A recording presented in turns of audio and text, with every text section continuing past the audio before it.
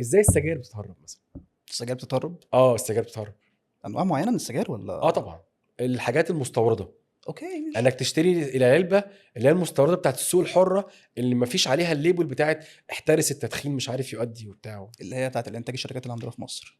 دي بقى اللي انت اوكي. بتشتريها من بره. امم. فازاي تخش مصر؟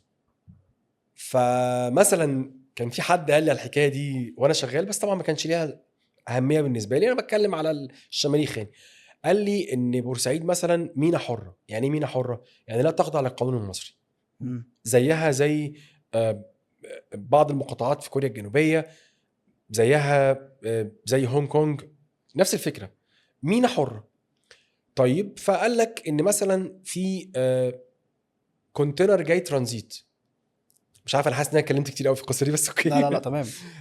كونتينر جاي ترانزيت. يعني ايه ترانزيت؟ يعني انا زي الطيران، ان انت تشحن كونتينر من هنا للمغرب مره واحده سعر غالي، امم. انك تنزله ببورسعيد ويطلع على مركب تاني سعر ارخص، زي ما اوكي. تنزل ترانزيت في الطيران.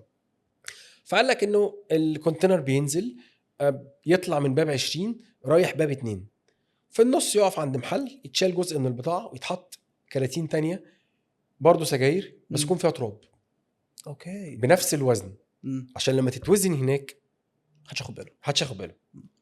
ولما تروح بقى للمغرب هل حد هيشتكي؟ لا، ما هو جزء من عصابه.